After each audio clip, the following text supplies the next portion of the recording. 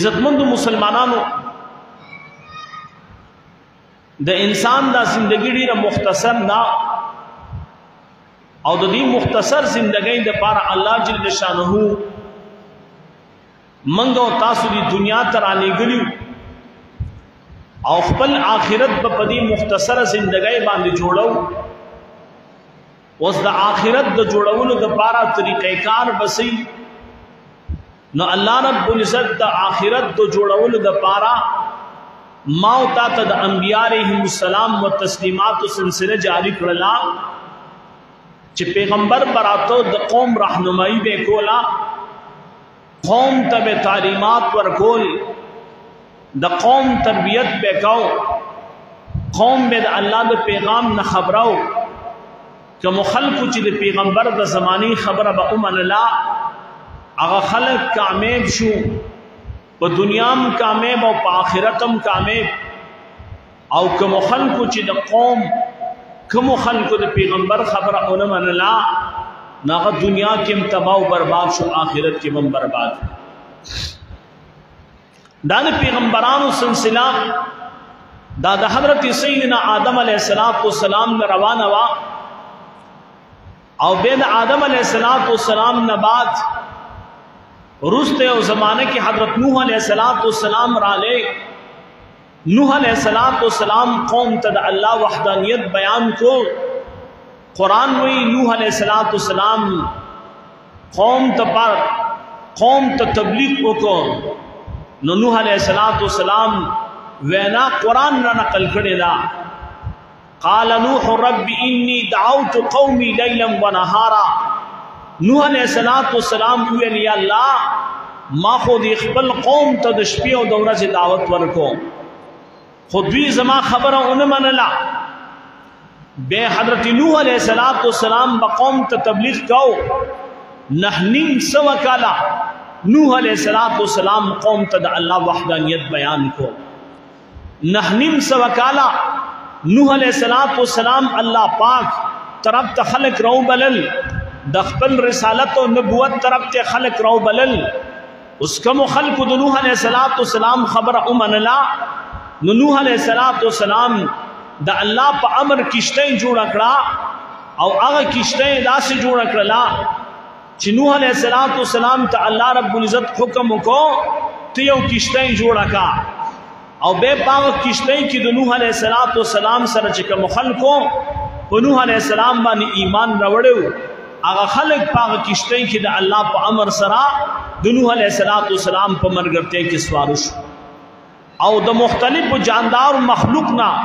نوح علیہ السلام سره په دغه کشته کې یو جوړه الله رب العزت په حکم سره په دغه کشته کې چې کوم نه کې ناست اوس د نوح علیہ السلام خبره چې چا اومن لا نو د نوح علیہ السلام کشته کې الله پاک اغوی لسه ورکو او نوح علیہ السلام تم الله نجات ورکو او د نوح علیہ السلام منون کو تم الله نجات ورکو او کوم خلکو چې د نوح علیہ السلام خبره نه منلا نو هغه د نوح علیہ السلام زوی ولی نو نوح علیہ السلام دعا کوي یا الله په دې مختص مکه باندې د کافر یو کور پرې نه دی الله رب العزت په قوم نوح باندې عذاب را وستو او د نوح علیہ السلام په قوم باندې الله د ابو عذاب را وست وبد اسمکه نه طرف نم را وتل شروع شولې او د اسمان نم ابو ورول شروع شو دمرا اوبرال علی چې تمام دنیا او تمام مخلوقات په ابو کې ډوب شو څومره نافرمانه چې د الله پزمکه باندې آبادو دا ټول پټول الله رب العزت پاک سیلاب او پاک ابو کې تباہ او برباد کړ صرف هغه خلق چې کوم د نوح علیہ السلام منون کیو او نوح علیہ السلام ایمان راوړو د نوح علیہ السلام تابعدارو د نوح علیہ السلام نبوت منلو د الله وحدانیت منلو په یو الله باندې ایمان ساتو هغه خلق د الله په امر سره نوح علیہ السلام سره کشته کې سوار شو او دغه کشته به پجودی غر باندې ادری دلا او د ابو سطح کمیدلا او به الله جل شانه زمیدت من نوح علیہ السلام او داغه منن کو ته نجات ورکو چې کوم خلق نه منلا نوح علیہ السلام خبره نه منلا هغه تباہ او برباد شو دا سلسله روانه وا نوح علیہ السلام بقوم ته دعوت ورکاو قوم برول کېدو نوح علیہ السلام به پکانو باندې ویشتو قوم به نوح علیہ السلام خبره نه منلا مخالفت به کو نوح علیہ السلام به پکانو باندې ویشتو او چې نوح علیہ السلام با حضرت جبریل براله د نوح علیہ السلام نے به کانی اخوا کړل او به نوح علیہ السلام تاسو کو زما څه کار دی نوح علیہ السلام ته وستا اومغه کار د چکم کار ستا مخ خلق د الله طرف ترا بلل داستا کار دی خلق د الله وحدانیت بیانول داستا کار دی خلق تعلق د الله سره جوړول داستا کار دی نوح علیہ السلام به لګې شو قوم ته دعوت ورکاو اوس قوم غټولې دي یو هغه خلقو چې اته یا دریته خلقو د نوح علیہ السلام باندې ایمان راوړو دغه اته یا دریته خلق مسلمانان شو او دی د ایمان راوړو دی الله رب العزت زمي عزت مندو د عذاب نه بچ کړل او کوم خلکو چې نوح علیہ السلام ایمان را نوړو کو هغه د نوح علیہ السلام خپل سکسوي ولی نو الله رب العزت هغه تباہ او برباد د نوح علیہ السلام زوی ده مور تربیت کړل بی دین مور دا بی دین مور د خپل بچی تربیت کوي وی د پلان خبره باندې مانی نوح علیہ السلام خپل بچی ته په اخر وخت کې وی یا بنی ارکب معنا اے بچوڑیا پنی کشتیں کی را سره کینا چې د عذاب نه بچي د هلاکت نه بچي هغه زوی ورته وی زبدی غرق اوخه جما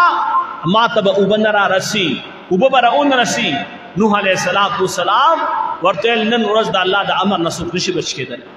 بس الله فیصله کړی نا چې قوم تبا کوما الله فیصله کړی نا چې دا قوم نسما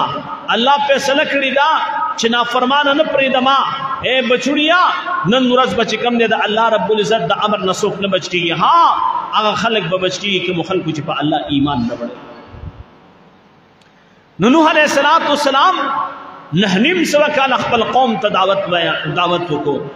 نوح علیہ السلام خپل قوم نحنیم سوا کالا الله طرف ترو بلل خود قوم ذهن ته خبره نه کوزیدلا اته یا دریته خلق خبره اومنلا چې د نوح علیہ السلام سوی دا ټیک وای او چې کوم خلق ذهن ته خبره نه کوزیدلا الله رب العزت زمي عزت مند اونې ول خو ګره د الله نه چا تپوس اونکو چې الله دا قوم دې تباہ او برباد کو نه څنګه لاړ قومون رالل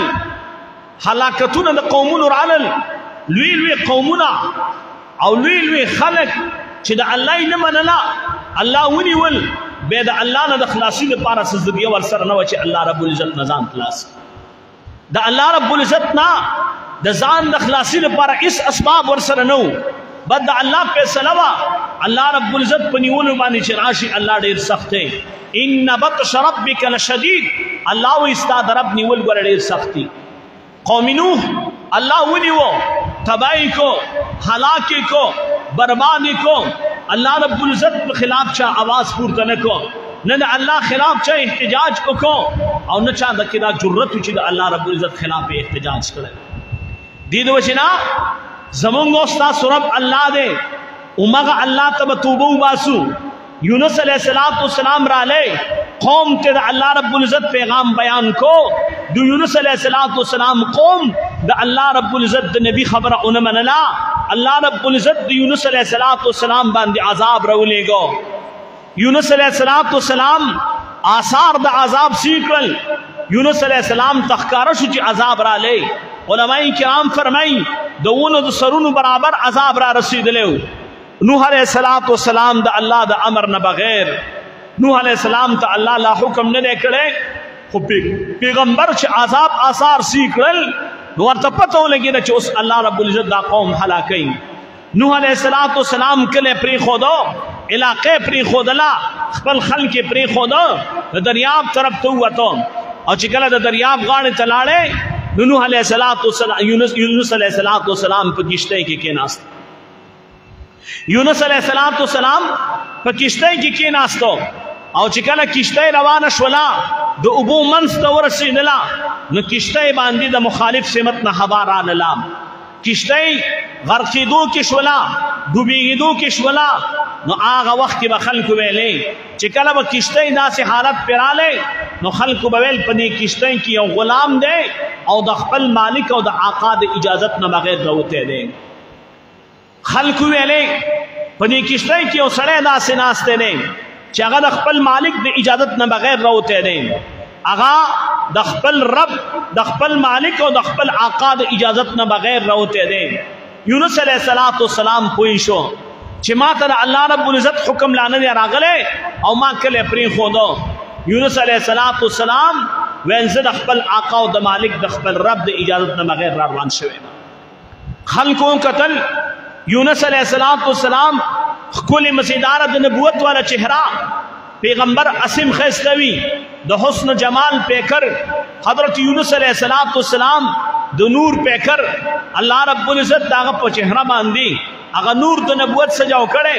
خلق ویل دا خو نشي کېدلی، دا سړی داسې نشي کېدلی چې دا د خپل مالک او د آقا د اجازت نه بغیر راوتی. خلقو نه منله. یونس علیه السلام ورته فرمایل زه د خپل آقا د اجازت نه بغیر راوتی. نو کم سړی چې به د خپل آقا او د مالک د اجازت نه بغیر راوتی نو هغه به اوبو ته گزار کو، او چې اوبو ته به گزار کو نو د هغې نه پس به کشتۍ روانه شوله. یونس علیه السلام هم ویلي زه د خپل آقا او د مالک د اجازت نه بغیر راوتی ما، خو خلکو نه منله. دا سړی داسې نشي کېدلی، دا ښکلې چهرې والا، دا نوراني چهرې والا، دا نور د نبوت چې په چهره باندې سجاو دی، دا سړی خو داسې نشي کېدلی، دا خو ډېر زبردست سړی دی، ډېر ښه سړی ښکاري، ډېر د اخلاقو والا ښکاري. نو یونس علیه السلام خبره نه منله. هغوی ویل قراندازي به وکړو، پچه به وکړو. نو خلکو نومونه ولیکل، او سین کې دریاب کې کشتۍ کې ناستې دي، نومونه یې وکتل. یو ځل یې نوم راویسته چې راویې وته هغه د یونس علیه السلام نوم دی. بیا دویم ځل باندې قراندازي وکړله، په دویم ځل بیا د یونس علیه السلام نوم راووته، په دریم ځل یې قراندازي وکړله، په دریم ځل بیا د یونس علیه السلام نوم راووته. حضرت یونس علیه السلام اوبو ته ودانګل. د الله په امر باندې یو مئی ولاړ دی، هغه مئی د یونس علیه السلام خېټې ته تیر ګدن نه کو، او دغه مئی ته الله حکم کړی چې یونس علیه السلام به خرابې نه. یونس علیه السلام 40 ورځې